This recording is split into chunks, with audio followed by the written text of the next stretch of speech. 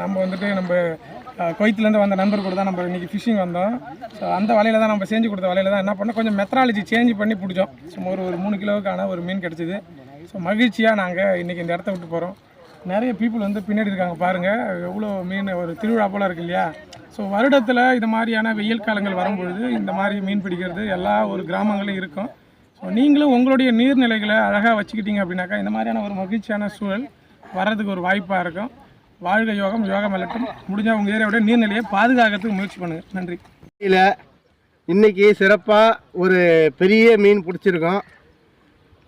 அந்த பரமயோகி ஐயாவுடைய கைராசி நல்லா ஒரு அருமையான கைராசி. இன்றைக்கி சூப்பராக ஒரு மீன் பிடிச்சிருக்கோம், சிறப்பாக இருக்குது. ஐயா பரமயோகிக்கு ஒரு நன்றி. திருப்போனை பரம் அவர்களுடைய விசிறுவல் அவர்கிட்ட வாங்கினேன். இன்றைக்கி மட்டும் இது வந்து 2வது மீன்.